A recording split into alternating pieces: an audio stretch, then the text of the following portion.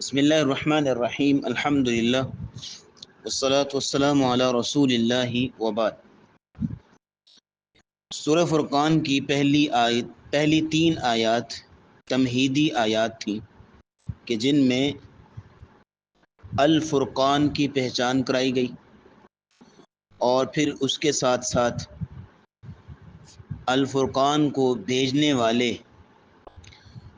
رحمان کی صفات کا تذکرہ آیا، اور پھر اس کے مقابلے میں جن لوگوں نے معبودان باطلوں کو بنا رکھا ہے اور ان کی پوجا کرتے ہیں ان کا تذکرہ آیا، اور ان کے معبودوں کی حیثیت دلائل کے ساتھ سامنے رکھی۔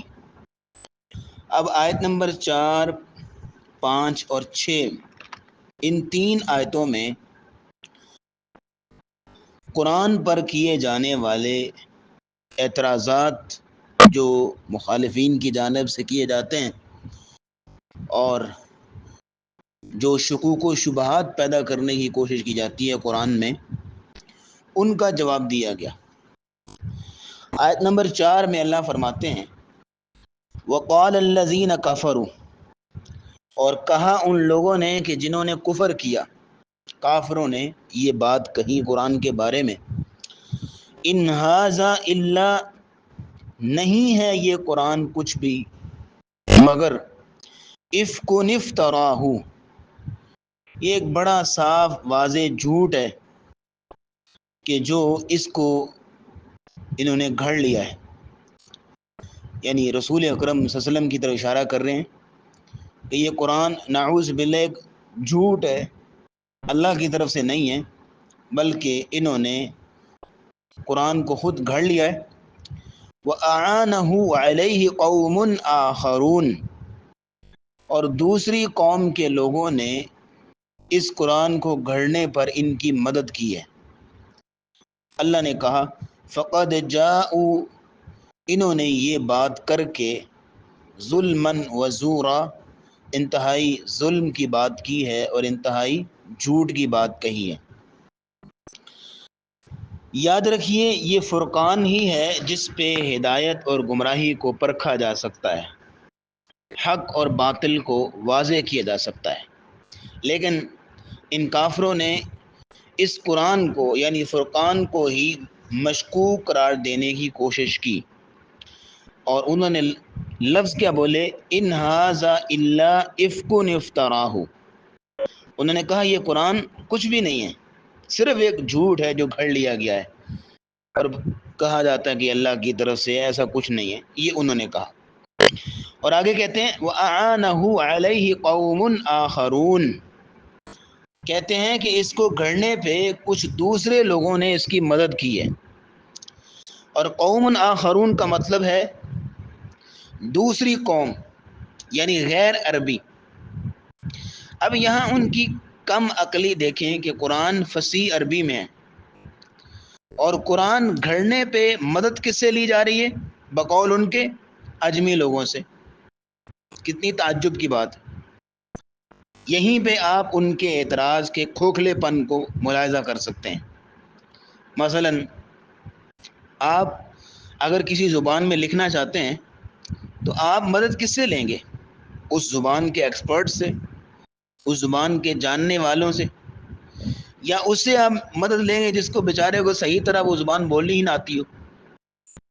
تو انہوں نے کہا کہ وَأَعَانَهُ عَلَيْهِ قَوْمٌ آخَرُونَ، کسی دوسری قوم کے لوگوں نے یعنی غیر عربیوں نے اس قرآن کو گھڑنے پہ مدد کی ہے۔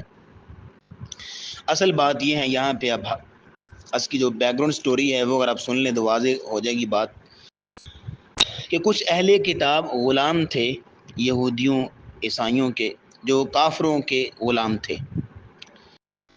ان میں ابو فقیہ یسار کا نام آتا ہے، عداس اور جبر وغیرہ کا نام آتا ہے، اور ان کو اپنی کتاب تورات انجیل وغیرہ سے کچھ واقعات آتے تھے اور وہ اکثر ذکر کر دیتے تھے۔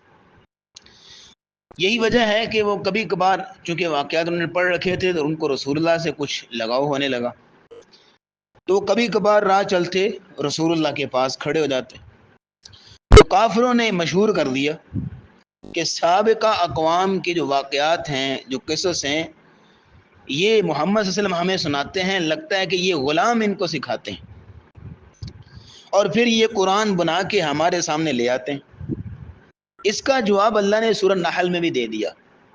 اللہ نے کہا وَلَقَدْ نَعْلَمُ أَنَّهُمْ يَقُولُونَ إِنَّمَا يُعَلِّمُهُ بَشَرٌ. اے نبی، ہم جانتے ہیں کہ یہ لوگ کہتے ہیں کہ ان رسول اللہ کو کوئی ایک بشر سکھاتا ہے، محمد صلی اللہ علیہ وسلم کو ایک بشر سکھاتا ہے، فلاں غلام سکھاتا ہے ان کو. اللہ نے کہا لسان الذی یلحدون الیہ اعجمی، جس کی طرف یہ منسوب کرتے ہیں اس کی زبان ہی اجمی ہے. وَهَذَا لِسَانٌ عَرَبِيٌّ مُبِينٌ، اور یہ قرآن تو بالکل واضح ترین عربی میں نازل ہوا ہے.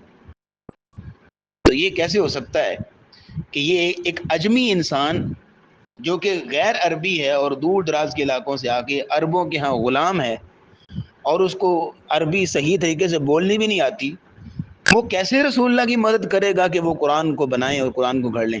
نعوذ باللہ من ذالک. اور یہاں اللہ نے جواب دیا فقد جاءوا ظلما وزورا، کہ تم لوگوں نے قرآن کے بارے میں یہ بات کر کے انتہائی ظلم کی بات کہی ہے، انتہائی جھوٹ کی بات کہی ہے، اور ایک بہت بڑا بہتان لگایا تم نے رسول اللہ کے اوپر، یہ اعتراض کر کے اور اس طرح کے کمنٹ پاس کر کے قرآن کے بارے میں. اصل بات یہ ہے یہاں پہ کہ اس وقت قرآن ہی ایک جیتا جاگتا معجزہ ہے جو اللہ کے بندوں کو اللہ سے جوڑتا ہے، اور یہ فرقان بھی ہے. غلط درست، حق باطل، گمراہی ہدایت، فرق کرنے والا، واضح کرنے والا کون ہے؟ قرآن ہے. اس لیے پھر اسلام کے مخالفین کی سب سے زیادہ مخالفت اگر کسی چیز سے ہوتی ہے تو وہ قرآن سے ہوتی ہے، اور قرآن والے یعنی رسول اللہ صلی اللہ علیہ وسلم سے ہوتی ہے، قرآن سے اور صحابہ قرآن سے. کیونکہ اگر ان دونوں کو جھوٹا ثابت کر دیا جائے نعوذ باللہ، یا قرآن کے اندر شک ڈال دیا جائے، یا قرآن کے اوریجن اور اس کے سورس کو مشکوک قرار دے دیا جائے، تو پھر پوری کی پوری اسلامی بنیاد ہی ہل جاتی ہے. یہ قرآن اور صاحب قرآن دونوں بنیاد ہیں. ہم جس دین پر ہیں وہ صحیح ہے یا نہیں، اس کی دلیل کہاں سے ملے گی؟ آپ جو کچھ کر رہے ہیں اس وقت مسلمان، وہ درست کر رہے ہیں یا غلط کر رہے ہیں، کہاں سے پتہ چلے گا؟ وہ قرآن بتائے گا، فرقان بتائے گا. اگر فرقان کو، قرآن کو نعوذ باللہ جھوٹا ثابت کر دیا جائے یا کوئی مشکوک قرار دے دے، تو پھر تو آپ مسلمانوں کا سب کچھ ہی مشکوک ہو جاتا ہے. یہی وجہ ہے کہ 1400 سالوں سے اس قرآن کی مخالفت کرنے والے مخالفت کر رہے ہیں. کبھی اس کے اندر تحریف کرنے کی کوشش کریں گے، کبھی اعتراضات کریں گے، اور کبھی اس کو نعوذ باللہ جلانے کی کوشش کریں گے، کیونکہ اصل چیز ہی قرآن ہے مسلمانوں کے پاس. تو یہ آیت نمبر 4. آیت نمبر 5 میں ان کے قرآن پر کیے جانے والے اعتراض کا ایک دوسرا رخ بتایا جا رہا ہے. وقالو، اور انہوں نے کہا اساطیر الاولین اکتتبها فہی تملی علیہ بکرۃ واصیلا. ان کافروں نے ایک اور بات کہی قرآن کے بارے میں، اور وہ یہ ہے، انہوں نے کہا کہ یہ اساطیر الاولین، یہ تو پہلے لوگوں کی کہانیاں ہیں. اکتتبها، جس کو انہوں نے لکھوا لیا ہے کسی سے، محمد صلی اللہ علیہ وسلم نے پہلے لوگوں کی یہ کہانیاں ہیں اور کسی سے لکھوا کے رکھ لی ہیں اپنے پاس. فَهِيَ تُمْلَى عَلَيْهِ بُكْرَةً وَأَصِيلًا، اور صبح و شام ڈیوٹی لگا دی ہے کہ ان کو پڑھ پڑھ کے سناتے جاؤ، اور یہ پھر ہمارے پاس لا کے ہمیں سنا دیتے ہیں کہ یہ بھائی قرآن نازل ہو گیا. اب یہ قرآن پر اعتراض کا یا قرآن کو مشکوک قرار دینے کا ایک دوسرا حربہ انہوں نے استعمال کیا اور ایک دوسرا وار کیا، اور انہوں نے کہا کہ اساطیر الاولین، یہ قرآن تو پچھلے لوگوں کی کہانیاں ہیں بس. اکتتبہا، محمد صلی اللہ علیہ وسلم نے کسی سے لکھوا لی ہیں. اکتتبہا کا مطلب ہوتا ہے کسی سے لکھوا لینا، باب افتعال سے ہے. اکتتاب کہتے ہیں من گڑت چیز لکھوانا، ڈکٹیشن لینا. پچھلی آیت میں، آیت نمبر 4 میں ان کی بات نقل کی گئی تھی کی گئی تھی کہ یہ ایک جھوٹ ہے قرآن، نعوذ باللہ، جو انہوں نے خود گھڑا ہوا ہے، اور اس کو گھڑنے پہ کچھ لوگ ان کی مدد کرتے ہیں۔ اب آیت نمبر 5 میں یہ کہا جا رہا ہے کہ انہوں نے کہا کہ قرآن ہے کیا؟ صرف پہلے لوگوں کی کہانیاں جو اس نے کسی سے لکھوا کے رکھی ہوئی ہیں، اور اس کو صبح و شام پڑھ کے سنائی جاتی ہیں تاکہ یاد ہو جائے، اور پھر یہ ہمیں سنا دیتے۔ اب ان دونوں باتوں پہ غور کریں تو اعتراض کرنے والوں کے کھوکھلے پن کا اندازہ ہو جائے گا آپ کو۔ اس حوالے سے اگر آپ غور کریں تو اس میں سب سے پہلی بات جو میں عرض کرنا چاہوں گا وہ یہ ہے کہ رسول اللہ صلی اللہ علیہ وسلم کے بارے میں ایک چیز جو کہ حق سچ ہے، لیکن بعض ہم میں سے شاید رسول اللہ کی محبت کی وجہ سے اسے آپ کی توہین اور گستاخی شمار کرتے ہیں کہ اگر اس کو بیان کیا جائے، جبکہ یہ بات حقانیت قرآن کی بہت بڑی دلیل ہے۔ کون سی بات؟ وہ یہ ہے کہ آپ علیہ الصلوۃ والسلام امی تھے، یعنی آپ کو پڑھنا لکھنا نہیں آتا تھا، آپ پڑھنا لکھنا نہیں جانتے تھے، نہ ہی آپ نے سیکھا۔ اور معلوم ہوتا ہے کہ یہ اللہ نے خود جان بوجھ کے دانستہ طور پر رسول اللہ کو اس طرف آنے نہیں دیا، یہ چیز سیکھنے نہیں دی۔ کیوں؟ کیونکہ اگر آپ شروع سے ہی پڑھنا لکھنا جانتے ہوتے، مصنف اور لکھاری ہوتے، شعر و شاعری اور کلام گوئی میں آپ مہارت رکھتے ہوتے، جس طرح کہ اس زمانے کے لوگ تھے شعروں میں مہارت رکھتے، تو پھر جب رسول اللہ نے قرآن سنانا تھا، 40 سال کی عمر میں وحی آنی تھی، قرآن سنانا تھا، تو لوگوں نے کہنا تھا کہ یہ محمد صلی اللہ علیہ وسلم اپنا ہی کلام پیش کر رہے ہیں، کیونکہ آپ پہلے ہی سے کلام میں مہارت رکھتے ہیں، بڑے شعر کہتے ہیں، شعروں میں بڑے مشہور ہیں، اور لکھنا پڑھنا خوب جانتے ہیں، اور یہ ان کا اپنا ہی کلام ہے۔ تو یہ کہانی ہونی تھی ساری۔ لیکن حقیقت یہ ہے کہ ایک شخص جس کے بارے میں وہ 40 سالوں سے جانتے ہیں کہ آپ نہ کسی استاد کے پاس گئے، نہ آپ نے پڑھنا لکھنا سیکھا، اور بلکہ شعر و شاعری کی الف با بھی نہیں آتی تھی آپ کو، اور نہ آپ کوئی اس کے ساتھ کوئی دلچسپی رکھتے تھے، اور نہ کبھی کوئی ایسی مجلس اٹینڈ کی، اور پھر اچانک سے 40 سال کی عمر میں جا کے وہی جب آئی تو ایسا کلام لوگوں کے سامنے پیش کر رہے ہیں کہ جو پوری دنیا کے فلاسفروں کو، ادیبوں کو، شاعروں کو، عالموں کو، ڈاکٹروں کو لاجواب کر کے رکھ دیتا ہے اور ہکا بکا کر دیتا ہے۔ تو پھر واقعی یہ آپ کا کلام تو نہیں ہو سکتا نا، کیونکہ آپ تو امی ہیں، آپ کو تو پڑھنا لکھنا نہیں آتا، آپ نے تو 40 سال میں کوئی شعر نہیں کہا، آپ نے نہ کوئی کلام سنا ہے، نہ کسی کا پڑھا ہے، نہ آپ نے کسی کو کوئی شعر کہے ہیں، نہ آپ نے کوئی ایسی مجلس اٹینڈ کی ہے، تو پھر واقعی یہ آپ کا کلام نہیں ہو سکتا، یہ اللہ کا کلام ہے جو آپ کی طرف نازل کیا گیا۔ تو یہی وہ وجہ تھی کہ جو پچھلی آیت میں کافروں نے کہا کہ وَأَعَانَهُ عَلَيْهِ قَوْمٌ آخَرُونَ، کہ کچھ لوگ ان کی مدد کرتے ہیں، لیکن پھر انہوں نے سوچا کہ خود ان پڑھ ہیں تو دوسرے لوگوں کے ذمہ کام لگا رکھا ہے کہ یہ لکھی ہوئی کہانی ہے، مجھے صبح و شام پڑھ کے سناؤ۔ حالانکہ آپ کا امی ہونا حقانیت قرآن کی سب سے بڑی اور ٹھوس دلیل ہے، لیکن آیت نمبر 5 میں انہوں نے اعتراض ہی تبدیل کر دیا، کیونکہ وہ جانتے تھے کہ یہ ان پڑھ ہیں، خود مطالعہ کر کے نئی معلومات حاصل نہیں کر سکتے، پہلے بھی کچھ نہیں سیکھا ہوا، 40 برس تک کی عمر تک ان باتوں میں سے کوئی بات بھی نہیں جانتے جو آج کہہ رہے ہیں، جو آج ہمیں سکھاتے ہیں، پڑھاتے ہیں۔ اب آخر یہ سارا علم ان کے پاس کہاں سے آ رہا ہے؟ لگتا ہے کہ رات کو چپکے سے یہودیوں عیسائیوں کی کتابوں سے ان کو پڑھ کے سنایا جاتا ہے اور یہ یاد کر کے ہمیں سنا دیتے ہیں۔ بظاہر آپ دیکھیں کہ یہ بڑا وزنی اعتراض ہے۔ وحی، قرآن، نبوت، اسلام، ان چیزوں کو مشکوک قرار دینے کے لیے نبی کریم صلی اللہ علیہ وسلم کے ماخذ علم، آپ کے سورس آف نالج پہ اس طرح اعتراض کر دینا، اس سے بڑھ کے وزنی وار کوئی نہیں ہو سکتا اسلام کے اوپر۔ لیکن وہ خود جانتے تھے اور ان کے زمانے کے لوگ بھی جانتے تھے کہ اس اعتراض کی صرف ایک زبانی کلامی بات ہے، وگرنہ اس اعتراض کی حیثیت کو نہیں۔ اس لیے کہ یہ ظالم سردار مکہ کے یہ مسلمانوں کو تو پکڑ لیتے تھے، جس نے بھی اسلام قبول کیا اس کو پکڑا، اس کو مارا پیٹا گھسیٹا، بلال رضی اللہ تعالیٰ نے جیسوں کو گرم ریت پہ لٹا کے گھسیٹا جا رہا ہے، یہ معاملہ چل رہا ہے۔ تو اگر وہ اتنے اپنے اعتراض میں سچے تھے تو راتوں رات کہیں جا کے دیکھتے، چھاپا مارتے کہ جو رسول اللہ کو سکھا رہے ہیں ان کو پکڑتے، ان کی کتابیں برآمد کرتے، ان کے مخطوطے برآمد کر کے صبح دم لوگوں کے سامنے لے آتے ہیں کہ بھئی یہ حقیقت ہے ساری نبوت کی. یہ جو کہہ رہے ہیں کہ اللہ کی طرف سے قرآن نازل ہوا ہے کہ یہ حقیقت ہے، یہ دیکھو راتوں رات پڑھایا لکھایا جا رہا ہے، مدد کی جا رہی ہے، راتوں رات بیٹھ کے قرآن بن رہے ہیں، پچھلی کتابوں سے واقعات چوری کیے جا رہے ہیں، لو جی یہ ہے ساری نبوت کی حقیقت. اگر وہ اپنے اعتراض میں سچے تو پھر ایسا کرتے، مسلمانوں کو تو گھسیٹ کے باہر لے آتے ہیں، مارتے پیٹتے ہیں، تو ان غلاموں کو کیوں نہیں پکڑا انہوں نے کہ بقول ان کے جو غلام رسول اللہ کو سکھا رہے ہیں، ان غلاموں کو کیوں نہیں پکڑا؟ اس لیے کہ وہ جانتے تھے کہ یہ ہمارے اعتراض کا وزن کوئی نہیں، صرف ہم یہ ٹال مٹول کر رہے ہیں. اور پھر یہ ہے کہ جن کے بارے میں یہ کہہ رہے ہیں کہ فلاں غلام ہے، اداس ہے، جبر ہے، ابو فقیہ یسار ہے، یہ غلام ہیں جی، ان کو مدد کرتے ہیں، ان کو سکھاتے ہیں، تو وہ خود جانتے تھے کہ یہ غلام معمولی غلام ہے، ان کو کیا آتا ہے، ان کو کیا پتہ ہے. اور محمد صلی اللہ علیہ وسلم جو چیز پیش کرتے ہیں، جس پائے کا کلام سناتے ہیں، جو جس شان کی زبان استعمال کرتے ہیں، جو زور کلام ہے، اور پھر یہ ہے کہ بلند اخلاق پر مبنی اور اتنے ادب و اداب کی باتیں، اور قرآن اتنا وزنی کلام جو محمد صلی اللہ علیہ وسلم پیش کر رہے ہیں، یہ ان غلاموں کو کیا آتا ہے؟ کاک بھی نہیں، کچھ بھی نہیں آتا ان کو.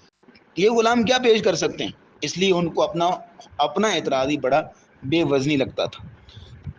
پھر یہاں ایک اور بات نوٹ کر لیں کہ اگر واقعی یہ غلام سکھاتے ہوتے رسول اللہ کو، تو پھر آپ کے رائٹ لیفٹ ابو بکر، عمر، عثمان و علی رضی اللہ عنہم کا مقام زیادہ نہ ہوتا، بلکہ ان غلاموں کا مقام زیادہ ہوتا، کیونکہ یہ تو سکھا رہے ہیں. تو معلوم یہ ہوا کہ ان کا یہ اعتراض کہ فلاں غلام آپ کو سکھا رہا ہے، فلاں آپ کو لکھ کے دے رہا ہے، فلاں آپ کو پڑھ کے سناتا ہے رات کو اور آپ صبح آ کے قرآن سنا دیتے ہیں، یہ سارا اعتراض بے وزن اور بے معنی تھا، اس کی کوئی حیثیت، کوئی حقیقت نہیں تھی. اور یہ وہ خود جانتے تھے کہ ہمارے اس اعتراض کی حقیقت کوئی نہیں.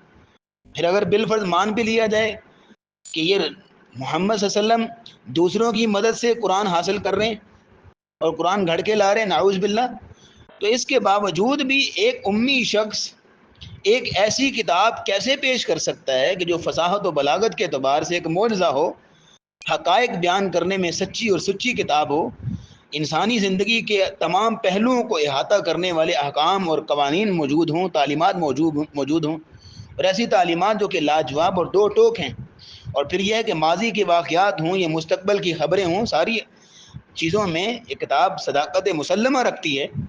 تو ایسی کتاب تصنیف کرنا یقیناً کسی انسان کے بس میں نہیں ہو سکتا، چاہے دنیا بھر کی ادیب، شاعر، فلسفی، عالم جمع ہو جائیں. اگر تصنیف کر سکتے تو قرآن نے تو کئی بار چیلنج کیا، جاؤ اس سے ایسی اور کتاب لے آؤ، تو پھر کیوں نہیں لا سکے تھے؟ اس لیے کہ یہ قرآن اللہ کی طرف سے. اور اللہ نے پھر جواب دیا آیت نمبر 6 میں، فرمایا قل کہہ دیجئے انزلہ الذی یعلم السر فی السماوات والارض، اس قرآن کو تو اس ہستی نے نازل کیا ہے کہ جو زمین و آسمان میں چھپے ہوئے تمام رازوں کو جانتا ہے. یعنی تم مضامین قرآن اور احکامات قرآن پہ غور کر لو، ایک انسان کیسے ہو سکتا ہے کہ اس قدر جامع اور آفاقی قوانین پیش کر سکے؟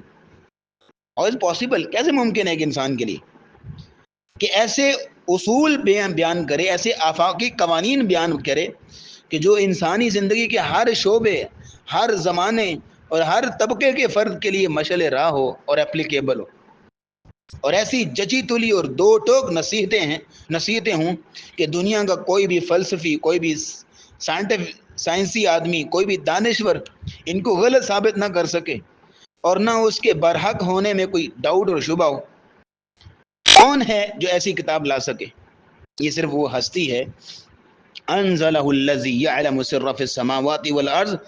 نتیجہ یہ نکلتا ہے کہ اس ہستی نے یہ قرآن نازل کیا ہے جو زمین و آسمان کے تمام رازوں کا علم رکھتا ہے، جو انسان کی نیچر کو جانتا ہے، انسان کی طبیعت کو سمجھتا ہے، انسان کے نفع نقصان کو خوب سمجھتا ہے، اور اس کی پوری دنیا پہ نظر ہے، کائنات کے ذرے ذرے پہ اس کی نظر ہے. یہ وہی ایک قانون اور احکام اور یہ تعلیمات بھیج سکتا ہے. آیت کے آخر میں فرمایا انہ کان غفورا رحیما، بے شک وہ انتہائی بخشنے والا ہے، مہربان ہے.